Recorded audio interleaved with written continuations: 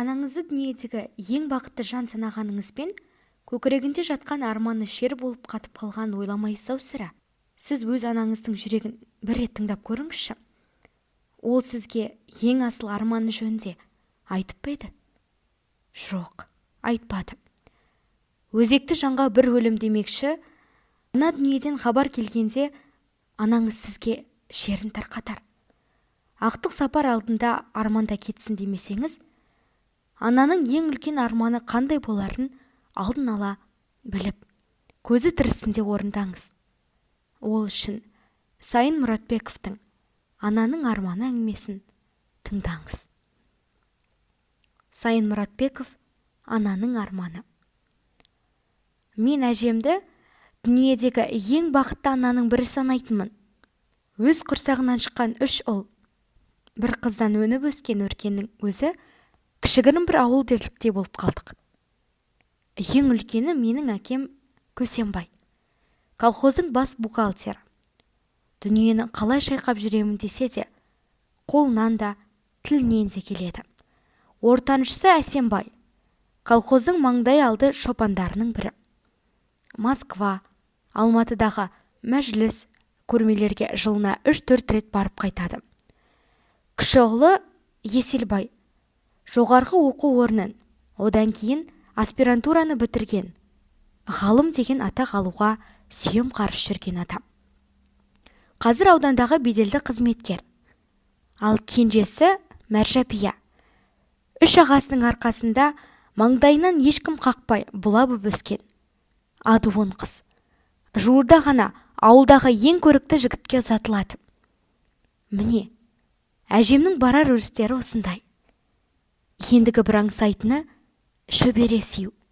Тек әттең немерелері кәмелетке толмай жатыр. Немерелерінің ең үлкені мен. 16-ға биыл ғана толдым. Әрине, 18-ге тола қалған күнде де үйлене қояйын деп жүрген мен жоқ.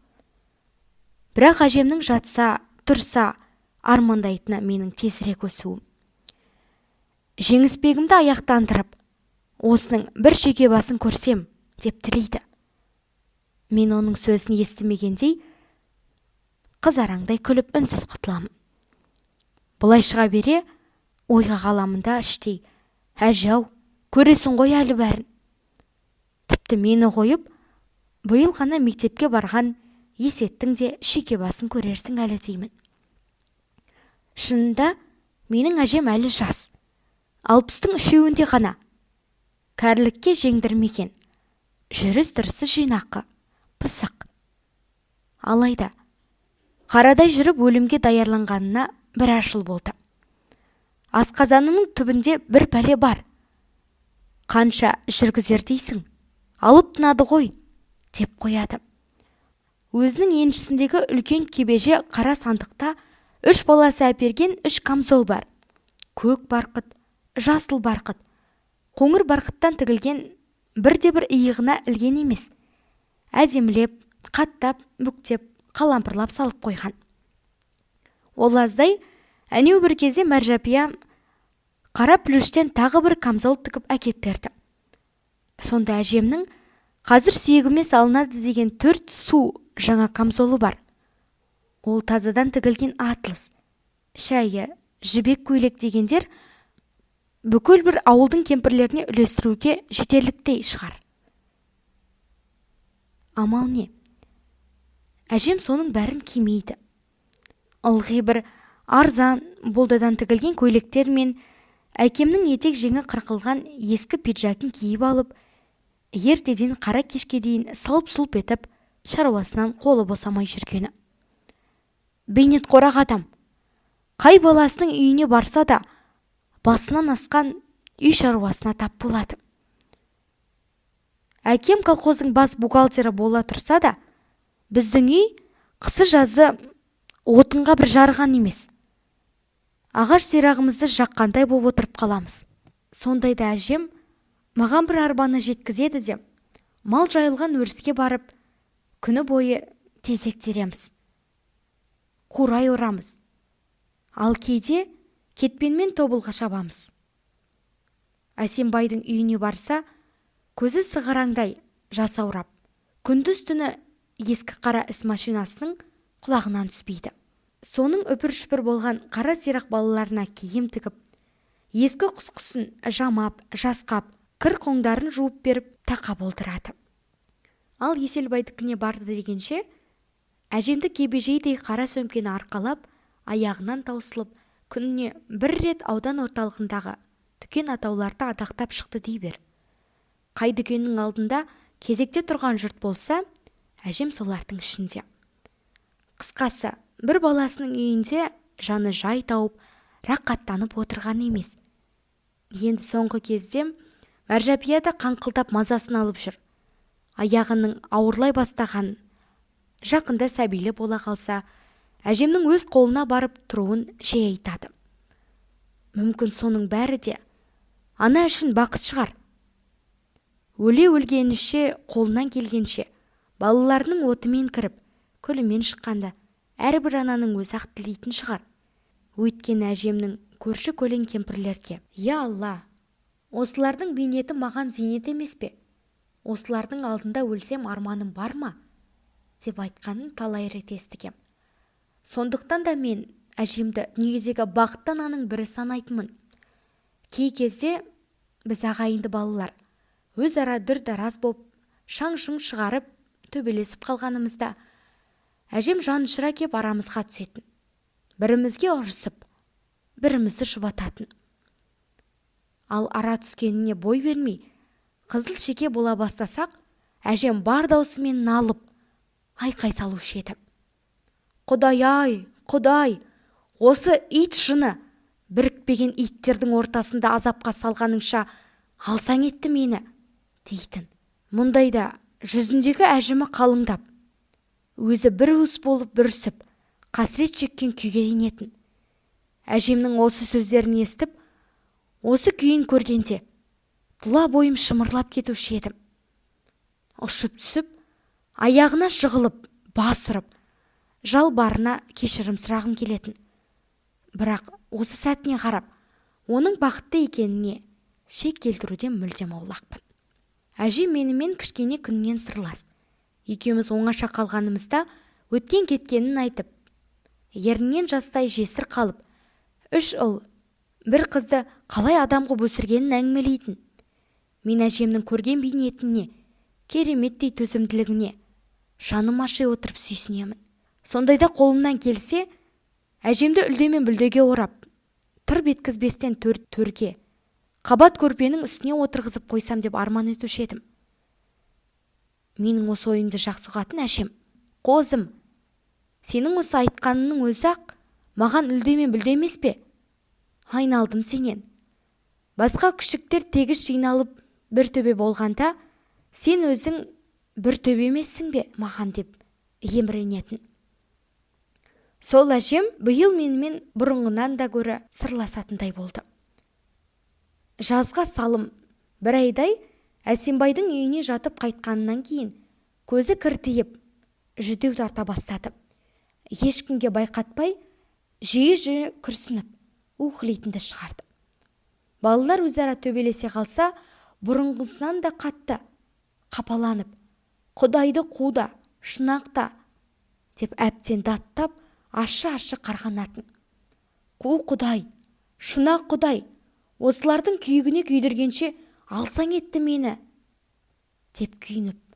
Ал кейде оңаша қап, жүн түткен боп отырып, ешкімге көрсетпейтін өзінен өзі көзінің жасын іркіп алатын. Бір күні 2 кештің арасында біздің үйге Мәржапия келді. Үйіндегі шаруасын істеп жүріп, шыққан беті болса керек, жеңін түріп алған, білегі қамыр-қамыр. Ал шалғышы ұн. Аузы сылпылдап сағыз шайнап жүр. Әдетінше шолжаңдап келіп, «Тәтемнің, менің шешемді тәте дейтін не тәтесі бар екен соның? Жеп кетейінші» деп аз тұратын жерлерді тінтіне бастады. Онан қолына іліккендерді қомағайлана асай жүріп, төр бөлмеге кірді де шифонер, чемодандарды ақтарды. Әлден уақытта сықылықтай күліп, қолтығына әлденені қыстыра шықты да, «Тәтем іздемесін, Міне, біреуін мен алдым, деп жүгіре басып кетіп қалдым. Мынау неғып жүрей? Екі кештің арасында ербиіп. Тағы несін әкеттің? Деп бажылдаған әжемнің сөзін құлағына да ілген жоқ. Біраздан соң жұмысынан қайтқан шешем кешкі асты әзірлеп, оны ішіп болғаннан кейін әжеммен ақылдасқандай: бүгін өзіме бір көйлек зат алып едім, соны қалай тіксем екен, деп қойып, төргі бөлмеге барып шифонерді ашты. Ашты да астан кестең ақтарыстырып, ас бөлмеге қайта шықты. Сіз ашып бір жерге қойған жоқсыз ба, әже? Деді.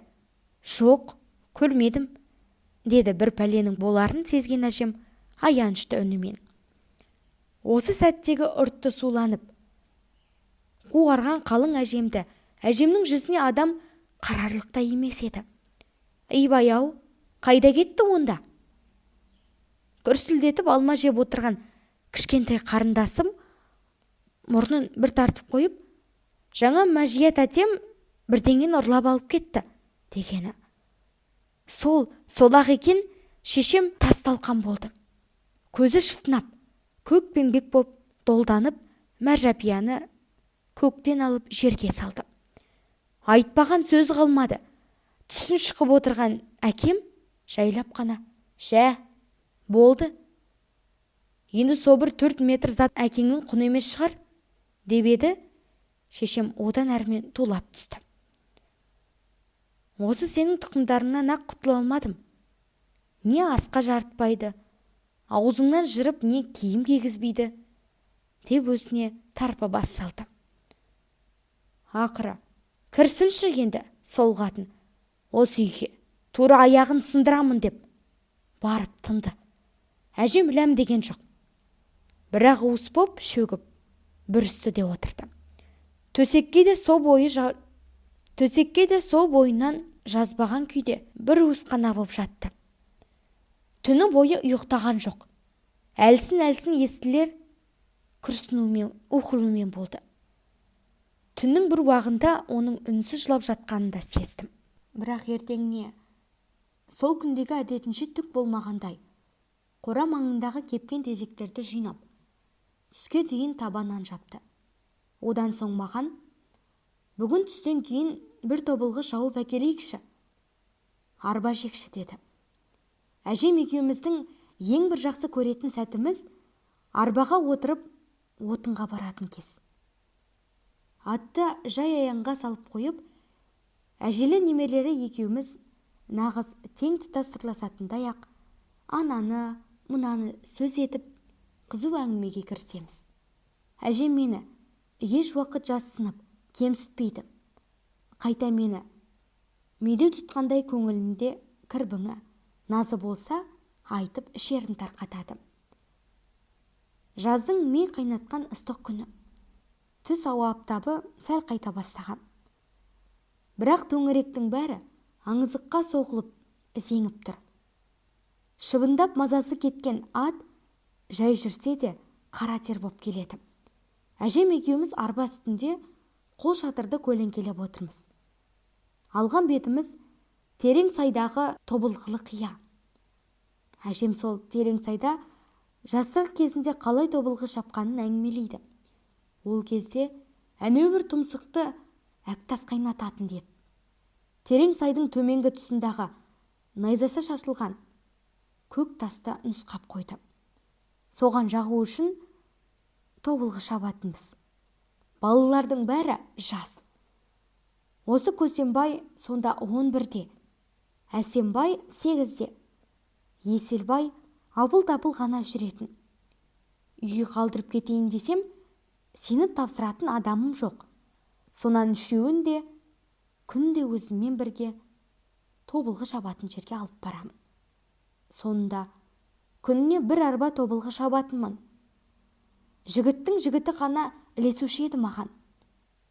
Кешкісін бір күнде шапқан тобылғымды таудай етіп арбаға тиегенде, әлгі жігіттер: апыр-ай, бәзел-ай, тобылғы шабу үшін жаралғансың ғой сірә, деп қайран қалатын.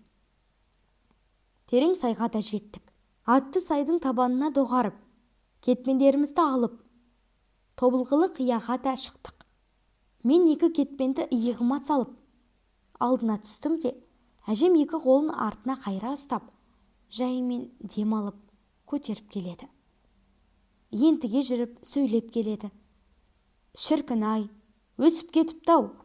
Осы жылдары тып-типыл ғып тастап ек, деп қалың өскен тобылғыға сүйсінді. Қияның тобылғысы шынында да бітік екен. Шетінен қамшыға сап болардай қызыл күрең тобылғылар адамның бойымен бірдей. Әр түбі бір арқа отын. Арасынан өтіп жүру қиын. Жеңішжан, мына бір жерді бастайық. Баяғыдан осы арадан әнеу бір тұстан Зарқұм, Марқұм, онан әріректен қазіргі мына сиыршы Исабай шал түсіп, жарысушы ек. Бісміллә. Ой-бой Жеңішжан, мынау түскірің жеп-жеңіл ғой. Алдындағы ауыр кетпенді маған бер. Иә, өстімесе іс өне ме балам-ау? Әжемнің өңі жаңарғандай, өзгеше бір гүл жайнап шыға келді. Ала-құла бірі бар, бірі жоқ тістерін көрсетіп күлді. Онан соң алақанына түкіріп қойып, кетпенді құлаштай көтеріп сілтей жөнелді. Кетпенді әр сілтеген сайын 2 иіннен ыңқылдай шыққан уһілеу естілді. Бірақ сол уһілеудің өзі әжемнің әр қимылына екпінді салмақ қосып тұратын сияқты көрінді. Әп сәтте бір өзі үлкен арқа тобылғыны қопарып та тастады. Шаңытқан әжемді жүзінен айғыз-айғыз боп тер ағып алқына кеп демалуға отырды. Деміңді ал балам, аса зорланба, деді маған. Екеуміз енді қатарласа отырып, солығымызды басып, үйден алып шыққан айран толы торсықтың аузын шештік. Әжем қышқылтым, салқын айранды тамсана отырып, асықпай жұтады. Шөлі қанған соң, кимешегінің етегімен аузын, маңдайын, терін сүртіп, маған мейірлене қарады. Қуатым, менің қозым, деп кекілімнен сипап қояды. Тобылғыны тағы да біраз өндіре шауып, демалуға 2-ші рет отырғанымызда, әжем маған сыр қылғандай іште жатқан бір әңгімесін бастады. Әлгі Әсембай, сенің әкеңнің бетін көрмеймін деп ренжіп жүр деді. Торыққан үнмен, Көсембай да оңбайды. Сол иттің алашағына тиіп қайтеді екен десеңші. Осы жазда жүнді жақсы қырыққан үшін колхоз сыйлық жазған екен. Сонысын мына осы жақта сыртынан қол қойып, алып қойыпты ғой. Соны анада мен үйінде жатқанда естіп, бұлан-талан боп, біз мұнда қысы-жазы мал соңында телім-телім боп жүреді екенбіз ғой. Ал сыйлықты жаны тыныш жүрген сол сыртымыздан қол қойып алады екен. Мен барып, басқармаға арыз етем, деп қиғылықты салды. Мен де ұрыстым өзіне. Ауысқаның сол ма еді? Ит, біріңді бірің сүйеудің, жебеп қолдаудың орнына қит етсе арыз айтам, ойбай сөйтем, ойбай бүйтем деп жауығуға әзірсіңдер. Көсембайдан сұрасам, алғаным рас еді. Өйтіп ренжейтін қайдан білейін, дейді. Керегі не десеңші соныкін ал. Ол иттің мінез емес, дойыр ғой. Бір күні болмаса, бір күні үлкен деп сыйламай, тік келіп айтып тастаса, көңілін қалтырады. Көңіл деген бір қалса жаман ғой. Беу, Құдай-ай, осылардың арасына дәнекер болам деп, өзім-ақ өлетін болдым. Бәрінің емгені бір ананың ғана, бір менің ғана ақ сүтім еді. Әжем ауыр күрсініп, маңдайынан терін сүртті. Қабағы кіртиіп, ұрты бұрынғысынан да ортайып, әбден діңкелеп, шаршаған кейіпте отырып қалды. Мәржапияда оңбайды. Түнде ғой, әне сенің шешеңді қан қақсатып кетті. Қанша айтамын сол қызға, енді үйің бөлек, күйің бөлек жансың. Жеңгелеріне абайла бер келе. Екі ортада бауырларыңды ренжітіп аласың деп. Құлағына кірмейді ғой, не қылған кеше екенін. Тіпті әрі-беріден кейін қақсай-қақсай заржақ атанады екенсің. Түнде әне сенің шешең де ішіндегісін тегіс ақтарды. Ал сол жақсы ма? Ең болмаса менің көзім тірі тұрғанда тату болса екен де. Мен өлген соң не болса о болсын. Құдай қой, мені де осылардың тозағына күйдіріп қойған. Ел қайдан білсін? Ойбай, анау пәленшені қарашы. Жетім, жесір боп өспеді. Енді әне балаларының түздегісі түзде, ойдағысы ойда, шетінен жетілген, болған, толған, бақытты жанған кемпір екен, дейді. Ал мен сорлы осылардың иттігін білдірмеймін, деп түздігісіне де түзде, ойдағысына да ойда тырыштанам. Қайсының үйіне барсам да, келіндерім ренжімес екен деп, отымен кіріп, күлімен шығам. Мен оларға ен емеспін, жалдап алған бір күңмін. Баяғыда бай ауылдарының жалдап алатын сондай бір күндер болушы еді ғой. Әжем иегі дір-дір етіп, кемсеңдеп, көзіне іркілген ыстық жасты төгіп-төгіп алады.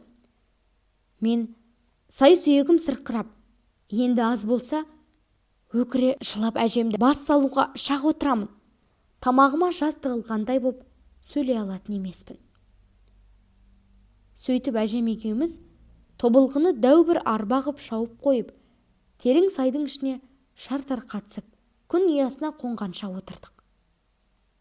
Үйге кешкі салқынмен қайттық. Есік алдында әкеп, тобылғыны түсіріп үйге кірсек, Еселбайдың 13-14 жасар үлкен баласы келген екен. Әжем оны мекірене иіскеп, маңдайын сүйді. Қарап шығым ау, жігіт боп өсіп қапсың ғой. Әлгі жаман әкең қайда? Со кітаптарды кеміріп жатыр ма? Неге келмейді? Деп үсті-үстіне бастырмалата сұрады. Сірә, бір ай көрмегенге кішілін сағынып қалған сияқты. Қолы темейді, деді бала. Қолы темейді, деп оның сөзін кекете қайталады әжем. Бір күнгі демалысында осы тұрған жерге машинасымен сыр кеткізіп келіп кетуіне болар еді ғой. Осы кезде төргі бөлмеден шыққан менің шешем, әлгі кіші келініңіз, апам дәметеді-ау деп, ең болмаса бір-екі кәмпит те бермепті, деп сөзге киліге кетті. Жә, кәмпиті бар болсын, дәметпеймін. Өздері аман болсыншы, дейді әжем шешемнің сөзіне мән бермей. Менің шешем мысқылдағандай кекете күлді. Келініңіздің қолының қатты екенін білесіз. Әрине дәметпейсіз. Әжем жаратпай оқты көзіме бір қарады да, бұрылып әрі қарай өтіп кетті. Сондайда сөз бола ма екен? Дедім мен ыза болып. Бай, енді қалжың айтуға да болмай ма? Деп күлген болды шешем. Қалжың, осы қалжыңның әжеме шаншудай қадалатын ұқсаң етті-ау апаң. Жоқ, әлде өз басыңа келмей ұқпассың. Күйіп кеттім.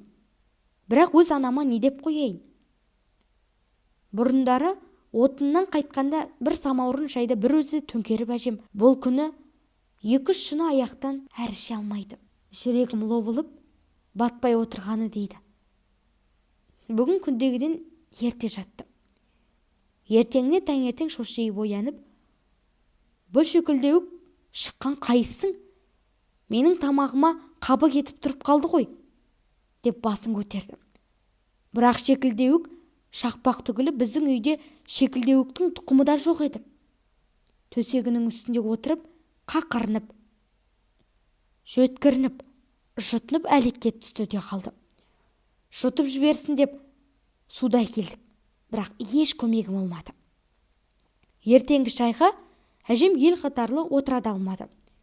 Дереу дәрігер шақырттық. Әжемнің аузын ашып, тамағының ішінен де, сыртынан да басып қараған дәрігер, әкем мен шешемді оңашалап, науқастың өте ауыр науқас, қылтамақ екенін айтты.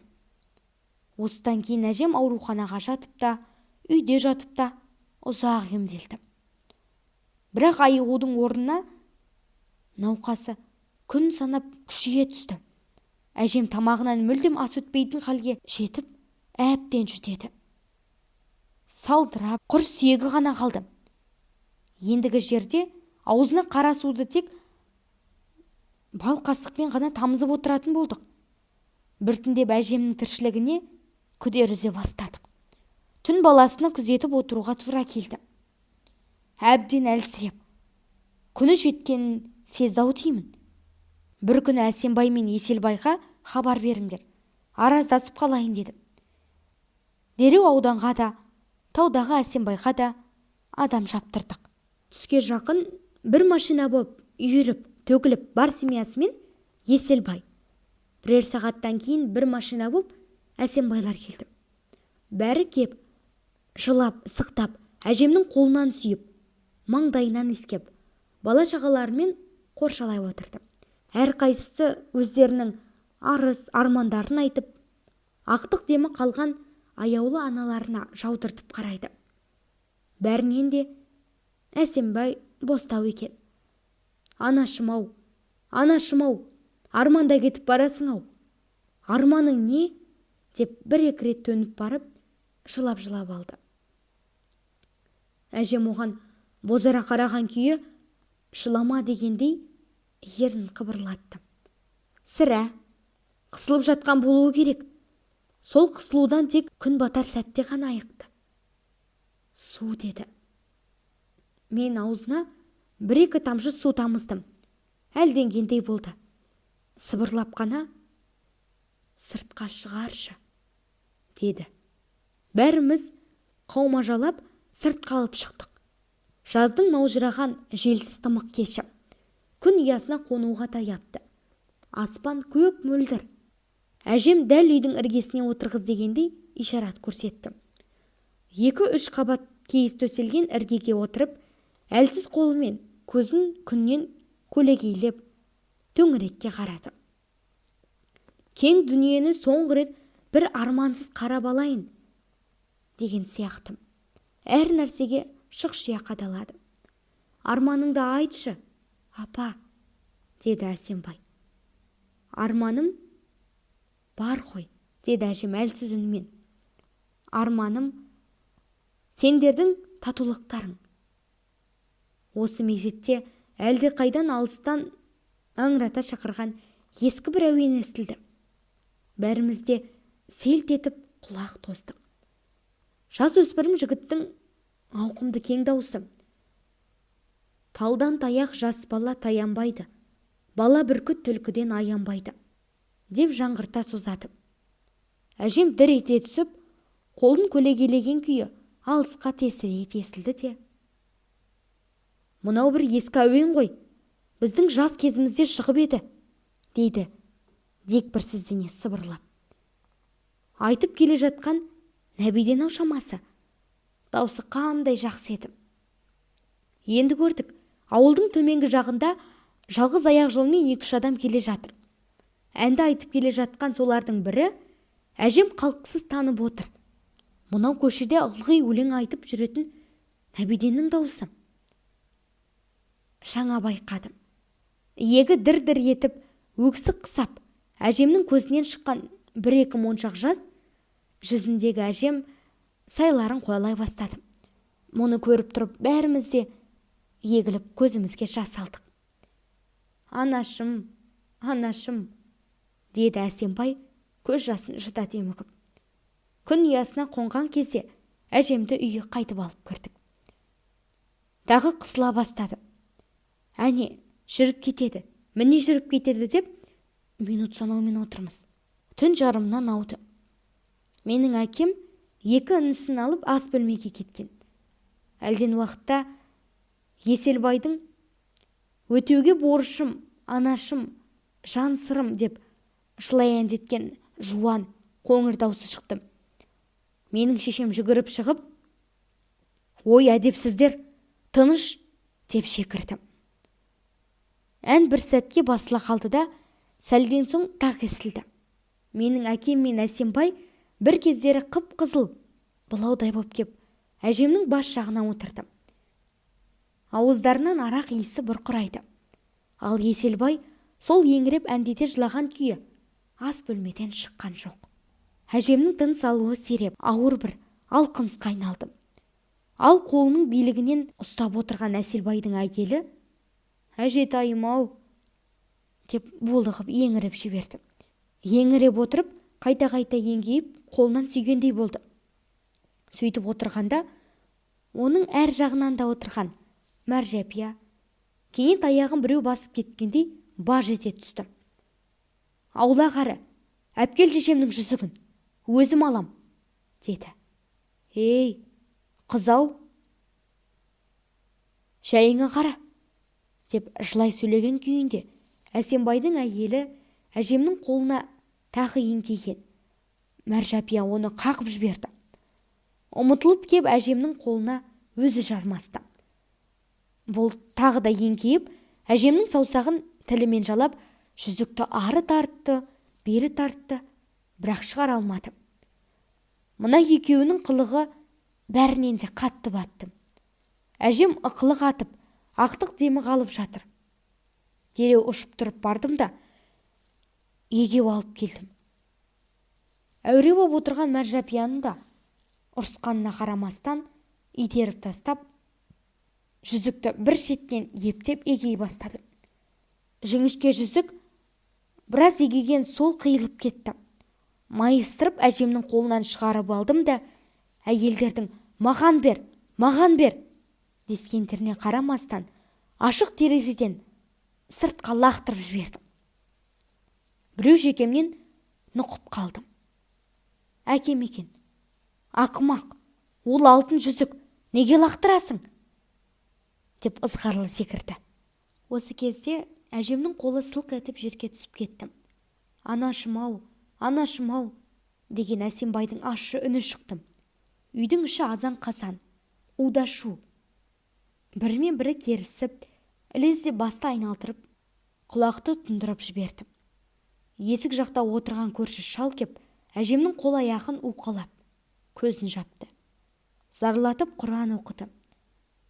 Өксігімді баса алмай, жүрегім қысылып, далаға шықтым. Жұлдыздар шым-шытырақ, орын ауыстырып алғандай, бірі төмен, бірі жоғары. Айқыш-ұйқыш боп кетіпті. Тек темірқазы қаққан шегедей сол бір орында бедірейіп тұр. Жарқырап жолпан туды. Құлақ иектеніп таң бөлінді. Үйдегілер тысқа шыға бастады. Әсембайдың әйелі мен Мәржапия жарыса шығып, терезенің тұсына кеп, жүзікті іздеуге кірісті. «Жеңішжан, қалай лақтырып едің?» деп сұрайды менен. Мен жауап қатпай, теріс айналып кеттім. Ту сыртымнан әлдекім «Жарықтық, төрт түлігі сай, үрім бұтағының алдында жақсы аттанды» деді. Қарасам, әлгі көрші шал екен. Әжемді көргім келді. Үйге кірсем, шымылдық құрып, оң жаққа салып қойыпты. Әлгіндегі кісі құжынап отырған бөлмеде жан қалмаған. Далаға шыққандары далаға шығып, қалғандары ас бөлмеге кеткен. Мен ақырын басып, шымылдықтың тұсына келдім. Енді ашуға оқтала бергенімде, ар жағынан әжемнің «Ух!» деп күрсінгені естілгендей болды. Зәре-құтым қалмай, тысқа шықтым. «Қорқып кетіпсің ғой, қарағым. Не болды? Не болды?» деп қарсы келген көрші шал. Әжем күрсініп жатыр. «Қой, олай бола қоймас» деп көрші шал үйге кірді. Тағы да зарлатып, аят оқыды. Онан соң шымылдықты ашты. «Міне, әжең ұйықтап жатыр, қарағым» деді. Әжем шынында да аппақ, созылып ұйықтаған адамша жатыр. Ұрты суалған, қабағында жалғыз мен ғана танитындай кейістік бар.